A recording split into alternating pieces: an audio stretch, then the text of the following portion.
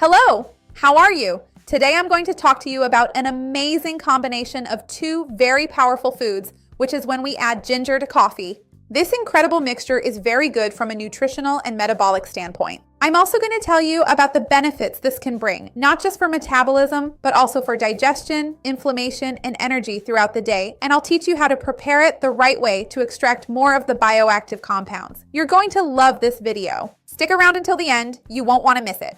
Before we start, I want to ask you if you have the habit of adding any kind of spice or different ingredient to your coffee. How do you prepare your coffee on a daily basis? Write it for me down here in the comments. I'd love to see your comment. If you can, go ahead and leave a like on the video. This is really important to me. It shows YouTube that you support the channel and that you trust my content. Both coffee and ginger are foods that have been studied by science for a long time. Coffee is naturally very rich in polyphenols. When we think about coffee, we often only think about caffeine. But it also contains chlorogenic acid, and this chlorogenic acid has actually been strongly linked in studies to improved glucose metabolism, reduced inflammation, better liver function, and even a very important antioxidant effect.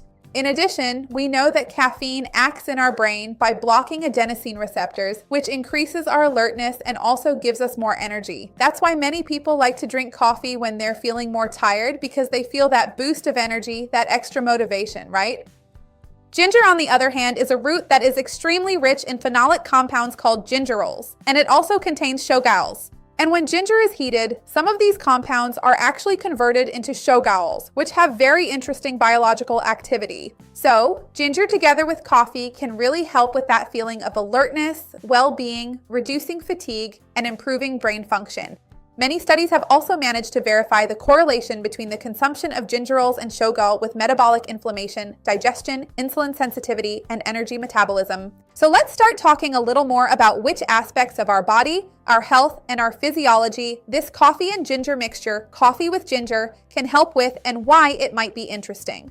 The first thing for sure is that it's related to improvements in glucose metabolism. One of the most interesting points is really this issue of glucose and carbohydrate metabolism. As I mentioned, coffee contains chlorogenic acid, which helps reduce the rapid absorption of glucose in the intestine. This happens because this compound can act on digestive enzymes and on the hepatic metabolism of glucose. And ginger has been studied for its possible effects on insulin sensitivity. So some research suggests that these compounds in ginger may help improve the activity of glucose transporters in our cells, making it easier for glucose to enter and be used as energy. Another important point is that ginger can help reduce low-grade chronic inflammation, and we know that this type of chronic low-grade inflammation can be related to insulin resistance.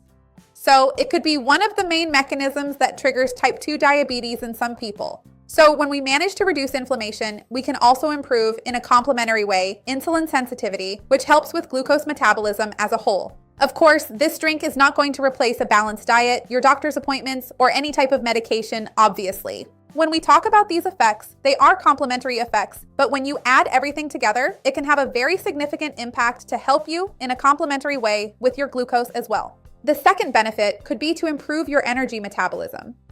We know that caffeine is present in coffee, right? And it can increase our basal energy expenditure, stimulating the sympathetic nervous system, which by itself leads to greater mobilization of fat, making your body use the fat you already have stored as an energy source. Ginger has a thermogenic effect. Some studies indicate that consuming ginger can increase diet-induced thermogenesis, that is, the energy expenditure related to processing our food. And on top of that, ginger can also help improve the sensation of digestion and support gastric emptying, which may help some people feel more comfortable and less heavy after a meal. And in this case, it can reduce that bloated belly, which isn't necessarily related to weight loss, but visually it helps decrease abdominal circumference a bit, helps reduce that bloating, and makes tight clothes fit better. So these effects, along with a healthy diet and physical exercise, can also help complement your weight loss process. As I just mentioned, ginger plays a very interesting role when it comes to digestion, right? It is a carminative food, meaning it helps reduce the formation of intestinal gas. It also has antispasmodic action, which means it reduces digestive discomfort and lessens intestinal cramps. And it also stimulates the production of certain enzymes and improves gastric emptying. So this is particularly interesting for people who have slower digestion, bloating, or who eat something and then feel distended and uncomfortable after meals. So ginger in these situations can be quite helpful. Coffee, on the other hand, has a well-known effect called the gastrocolic reflex. That's why many people say that when they have a coffee first thing in the morning, it already helps them go to the bathroom and empty their bowels. And so when you combine coffee with ginger, you can have a synergistic effect on digestion, helping both the digestive and enzymatic processes, as well as intestinal motility. So it can help prevent constipation, it can help improve digestive transit. Of course, people who have gastritis, reflux, or are very sensitive need to assess whether they personally tolerate this combination well or not. Another very interesting effect definitely has to do with inflammation itself, low-grade chronic inflammation, and metabolic health, because these anti-inflammatory and antioxidant effects are well documented. We know that ginger contains bioactive compounds that can help reduce the production of inflammatory mediators, such as prostaglandins themselves, inflammatory cytokines, and even reactive oxygen species, which are free radicals. So coffee is extremely rich in antioxidants, especially polyphenols, like I mentioned before, such as chlorogenic acid. In many countries, coffee is one of the main sources of antioxidants available to the adult population. We know that, unfortunately, many people do not have a very balanced diet, and sometimes, even due to socioeconomic reasons, they don't have much access to fresh vegetables, which is where we can get antioxidants. And coffee contains a lot of antioxidants, especially when it is prepared, when it is brewed, when it is made the right way. So these antioxidant compounds can help neutralize free radicals and reduce oxidative stress. And we know that oxidative stress is linked to many metabolic problems, such as cardiovascular diseases, insulin resistance, and premature cellular aging. That's why adding these antioxidants and anti-inflammatory compounds from coffee and ginger is so beneficial for health and for medium and long-term longevity. Of course, another point is definitely related to improving concentration, focus, and energy throughout the day. When we think about this, I'm sure you thought of coffee because of that adenosine issue I mentioned to you. It blocks adenosine receptors in the brain, and this adenosine, I'm not sure if you know, the production of this neurotransmitter is associated with the feeling of tiredness. So when these receptors are blocked, there is an increase in neuronal activity and the release of dopamine and noradrenaline, which makes us feel more mentally alert.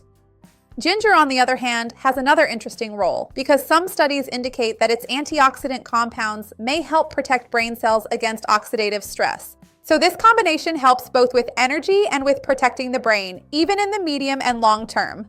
If you're interested and want to know how to get more benefit from this mixture, know that it's no use just taking your coffee and putting a piece of ginger in it or thinking you can just mix it and that's it.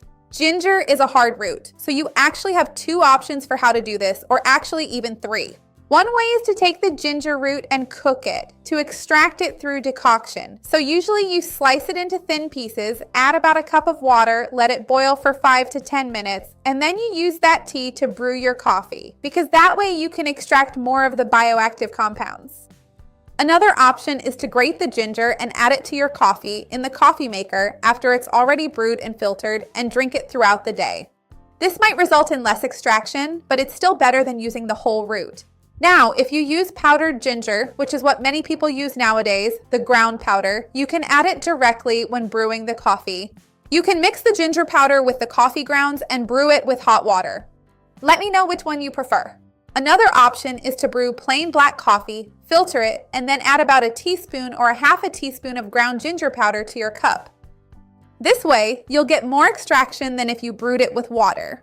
I mentioned brewing because a lot of people are bothered by the little bits, the residue from the ground ginger, and some people think it ends up being too strong. You can always adjust this according to your needs. For the vast majority of people, 1 cup a day is more than enough to get these bioactive compounds into your routine. And remember, ideally, you shouldn't add sugar, syrup, whipped cream, condensed milk to this drink since it's already flavorful and interesting on its own. The idea is for you to drink this as a true infusion, as a nutritious beverage, so you can get the benefits without causing an insulin spike or adding extra calories, which would happen if you included any of those higher calorie ingredients. So tell me, do you add anything to your coffee? And remember, if you have any kind of health issue, take any medication, are unsure whether ginger with coffee works for you or not, if you are pregnant, breastfeeding, how much you can have, or whether you can have it at all, these specific recommendations should always come from your doctor or your nutritionist, okay? This video is for informational purposes only. While you're here, go ahead and like the video. It's really important to me, and share it with anyone you think would enjoy this tip. Let's work together to spread this chain of kindness. That's what I want here with the channel. See you next time. Bye.